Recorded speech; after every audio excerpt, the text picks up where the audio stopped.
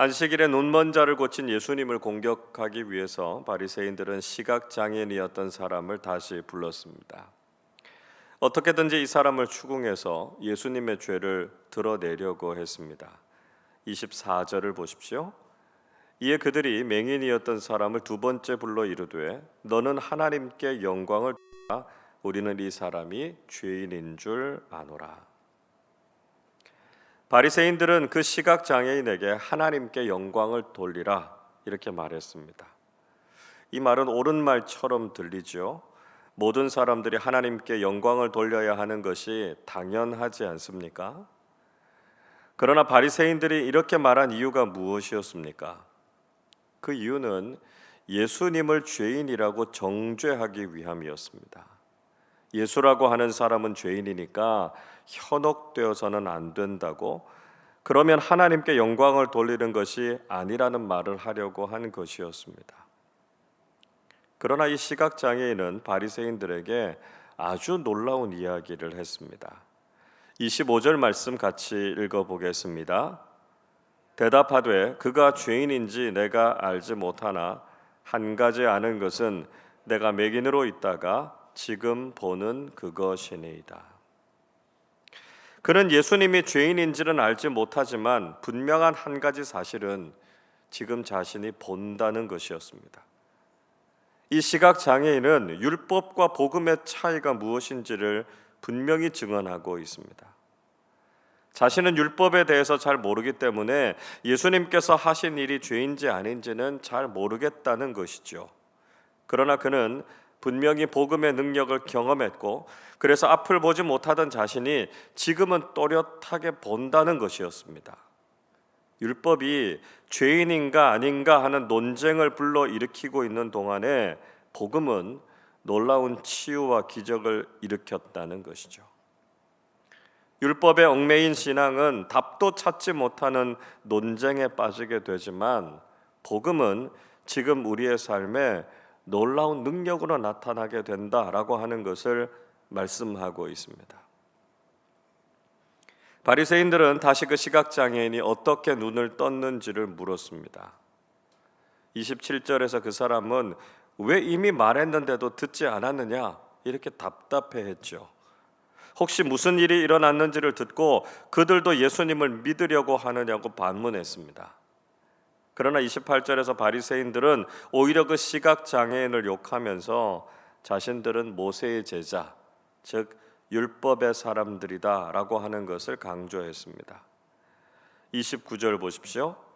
하나님이 모세에게는 말씀하신 줄을 우리가 알거니와 이 사람은 어디서 왔는지 알지 못하노라.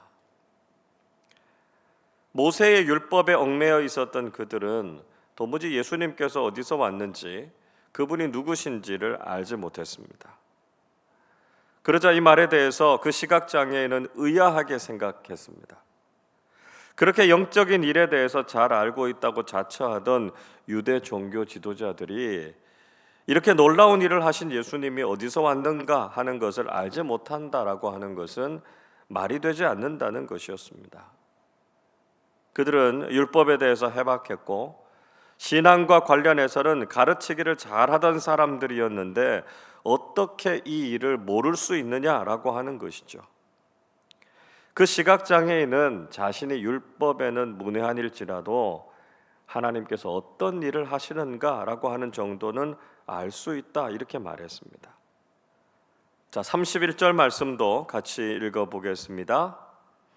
하나님이 죄인의 말을 듣지 아니하시고 경건하여 그의 뜻대로 행하는 자의 말은 들으시는 줄을 우리가 아나이다. 하나님 어떤 분이시라는 거죠?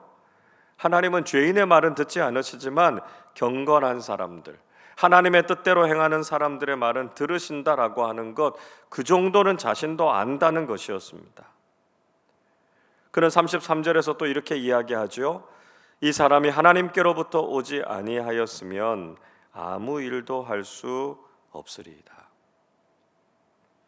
그는 예수님께서 분명히 하나님께서 보내신 분이시고 하나님의 일을 하시는 분이시다라고 하는 것을 알고 있다는 것입니다.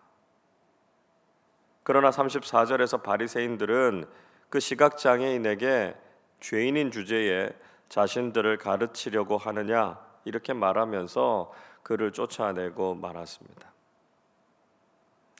율법주의에 얽매여 있었던 바리새인들이 한 일은 그저 다른 사람들을 정죄하고 죄인이라고 낙인을 찍는 일밖에 없었습니다. 안식일을 어긴 예수님이 죄를 지었다고, 장애를 갖고 태어난 그 시각장애인이 죄인이라고 정죄하는 일 이외에는 그들이 할 수 있는 것은 아무것도 없었습니다.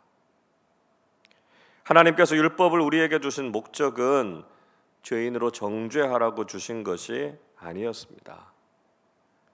신앙생활의 주된 목적은 하나님의 법을 따라서 행복한 삶을 살고 하나님의 법을 지켜서 거룩한 삶을 살라는 것이었습니다.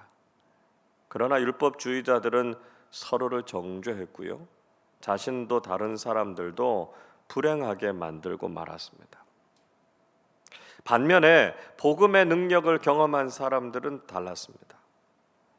예수님은 하나님께서 보내신 분이시다라고 하는 것을 믿었고요, 예수님을 통해서 삶의 놀라운 변화를 경험했습니다. 예수님이야말로 하나님의 뜻을 이 땅에 행하시는 분이시다라고 하는 것을 알았고, 믿음의 능력과 신앙의 복이 무엇인가라고 하는 것을 경험하게 됐던 것이죠. 오늘 우리의 신앙생활은 어떤 모습인가 한번 생각해 보시기를 바랍니다. 우리도 율법주의자들처럼 다른 사람들을 정죄하거나 판단하는 일에 머물러 있지 않습니까? 내가 해온 신앙생활이 무조건 옳다고 생각하고 그 기준으로 다른 사람들을 비판하고 판단하고만 있지 않습니까? 정작 자신도 율법적인 신앙에 얽매여서 기쁨도 잃어버리고 능력도 잃어버리고 있지 않습니까? 우리는 정말 복음이신 예수 그리스도를 만나서 날마다 내 삶의 변화를 체험하고 있으십니까? 날마다 복음의 능력을 경험하고 나를 변화시킨 그 복음을 담대히 증거하는 사람들이 되실 수 있기를 바랍니다. 예수님께서는 바리새인들에 의해서 쫓겨난 그 시각장애인을 찾아오셨습니다. 그리고 그에게 예수님을 믿느냐 이렇게 질문하셨습니다. 36절에서 이렇게 대답하죠. 대답하여 이르되 주여 그가 누구시오니까 내가 믿고자 하나이다. 그 시각장애인은 예수님을 보지 못했기 때문에 그분이 누구신지 알지 못했습니다. 그래서 그분이 누구신지 알려주기만 하면 예수님을 믿겠노라고 고백했습니다. 예수님께서는 당신이 바로 그 인자이심을 알려주셨습니다. 예수님께서 그의 눈을 뜨게 해주셨던 능력의 주님이시다라고 하는 것을 말씀해 주셨습니다. 그때 그 시각장애인이 어떻게 반응합니까? 38절에서 이렇게 이야기하죠. 이르되 주여 내가 믿나이다 하고 절하는지라. 그는 복음이신 예수 그리스도를 만났고 그분을 믿었습니다. 그리고 예수님을 구주요 주님으로 영접하고 예수님께 절했습니다. 그는 복음의 능력을 경험했고 예수님만을 섬기는 그리스도인으로 거듭날 수 있었습니다. 바리새인들의 율법은 그 사람을 고치지도 못했고 그 사람을 변화시키지도 못했습니다. 신앙의 체험이 있는 사람과 논쟁을 벌이기는 했지만 그 논쟁에서 그를 굴복시키지도 못했습니다. 그러나 복음의 능력은 그 사람을 변화시켰고요, 그는 예수님을 믿고 그리스도인이 되었습니다. 여러분, 우리는 결코 율법으로 사람을 변화시킬 수 없습니다.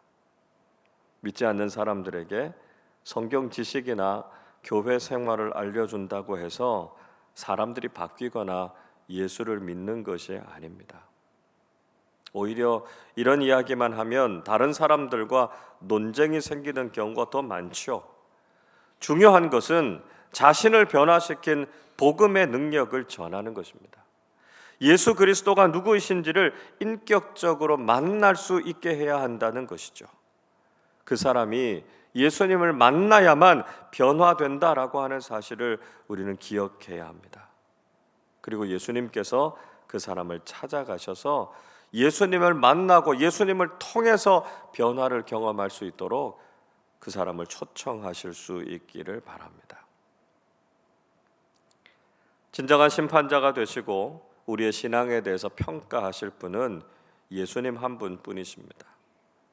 39절 보시면 예수님께서는 심판하시기 위해서 이 세상에 오셨다 이렇게 말씀하셨죠.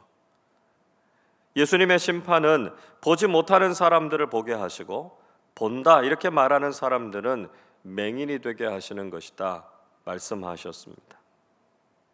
즉 율법을 좀 안다고 함부로 다른 사람들을 정죄하는 율법주의자들은 영적 시각 장애인들이고요, 오히려 겸손하게 자신의 부족함을 인정하는 사람들은 복음의 은혜를 맛보고 누릴 수 있게 하시기 위해서 이 땅에 오셨다라고 하는 것을 말씀하셨습니다. 바리새인들은 그 말씀이 자신들을 향해서 하는 말씀이다라고 하는 것을 알았던 것이죠. 그래서 자신들도 맹인이냐 이렇게 예수님께 반문했습니다. 41절에서 예수님께서 이렇게 말씀하십니다. 예수께서 이르시되 너희가 맹인이 되었더라면 죄가 없으려니와 본다고 하니 너희 죄가 그대로 있느니라. 예수님께서는 그들의 질문에 대해서 그렇다 이렇게 대답하셨습니다. 예수님을 알지 못하고 복음의 능력을 알지 못하는 사람들은 율법을 알고 신앙생활을 오래 해왔지만 여전히 영적 시각장애인에 불과했다는 것이죠. 여러분, 우리는 예수님께서 보시기에 영적인 눈이 떠진 사람입니까?